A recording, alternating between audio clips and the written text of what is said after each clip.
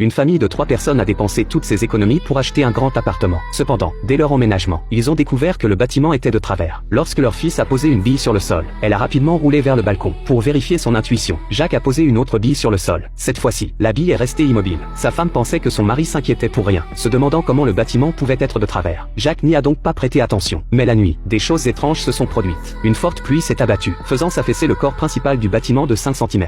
Les gens endormis n'étaient pas au courant de cela. Mais le lendemain, lorsque Jacques est allé travailler, il a remarqué quelque chose d'anormal. Il a constaté que le sol devant l'entrée de l'unité, qui était lisse la veille, présentait maintenant une profonde fissure. Effrayé, il a immédiatement signalé le problème à la direction de l'immeuble, leur demandant de réparer rapidement le sol. Mais la direction, ne voulant pas dépenser d'argent, n'a rien réparé pendant plusieurs jours. Puis, ce jour-là, quelque chose de terrible s'est produit. Tôt le matin, Jacques a été réveillé par de violentes secousses. Lorsqu'il a ouvert la fenêtre, il a été stupéfait. Le sol à l'extérieur présentait de longues fissures. Les résidents fuyaient dans la panique. Avant même qu'ils ne puissent réagir, le plafond s'est soudainement effondré. Au début, Jacques pensait que c'était un tremblement de terre. Mais la seconde suivante, sa maison a commencé à tomber à toute vitesse. En quelques secondes seulement, tout le bâtiment est tombé dans un énorme trou profond. Heureusement, le bâtiment s'est finalement coincé à mi-hauteur, sans continuer à tomber. À ce moment-là, sa femme est revenue des courses, voyant sa maison disparaître dans le vide. Elle est restée pétrifiée sur place. Elle n'arrivait pas à croire que l'appartement qu'il venait d'acheter était tombé sous terre. À ce moment-là, la femme pensait que son fils devait être avec Jacques. Mais quand Jacques a ouvert la porte de la chambre de son fils, il a découvert qu'elle était vide. Alors que Jacques ne savait pas quoi faire, une petite voiture est soudainement tombée du ciel, pénétrant directement dans le salon de leur maison. Ce n'est que lorsque la voiture s'est arrêtée, que Jacques a réalisé que la malheureuse personne à l'intérieur était son collègue. Sans hésiter, il s'est précipité pour le sauver. Mais en tirant trop fort, il a arraché le levier de vitesse. Voyant la voiture glisser en arrière, le collègue a tiré de toutes ses forces sur le levier. Mais la seconde suivante, Jacques a été stupéfait. Heureusement, au moment où la voiture allait tomber, le bâtiment s'est à nouveau affaissé, coinçant la voiture au bord du trou profond. Le collègue a ainsi eu la chance de sauver sa vie. Jacques l'a ensuite rapidement sorti de la voiture. Pour survivre, ils se sont empressés de chercher d'autres survivants. Ils sont ensuite montés sur le toit pour appeler à l'aide. Mais arrivés sur le toit, ils ont été abasourdis. À cette profondeur, il était impossible d'avoir le moindre signal. Pour obtenir de l'aide, ils ont crié à l'aide de toute leur force en direction du trou. Mais malheureusement, malgré leurs cris à s'en casser la voix, ils n'ont jamais reçu de réponse. Pendant ce temps, les proches à l'extérieur étaient extrêmement inquiets. Lorsque les équipes de secours sont arrivées sur les lieux, elles ont rapidement lancé la première vague de sauvetage. Quelques personnes courageuses ont été envoyées pour explorer le chemin. Mais à peine entrés dans le trou, des rochers ont commencé à tomber du haut du trou. N'ayant pas le choix, ils ont dû ressortir temporairement. Ils ont ensuite essayé d'explorer avec un drone. Malheureusement, la profondeur du trou dépassait largement leur imagination. Le drone n'avait même pas volé à mi-chemin, qu'il a complètement perdu le signal, tombant directement sur le toit du bâtiment. Lorsque les survivants ont vu le drone tomber, ils ont été extrêmement excités, car cela signifiait que des gens étaient en train de venir les sauver. Un homme a ensuite pris le drone et a crié à l'aide de toutes ses forces. Mais cette voix forte leur a malheureusement coûté cher. La seconde suivante, le bâtiment a subi un deuxième effondrement. Les violentes secousses leur ont fait perdre l'équilibre. Pour survivre, ils ne pouvaient que s'accrocher désespérément à tout ce qu'ils pouvaient attraper autour d'eux. Mais à ce moment-là, le collègue de Jacques a eu des problèmes. Il a glissé jusqu'au bord du bâtiment en suivant l'angle d'inclinaison. Une voisine bienveillante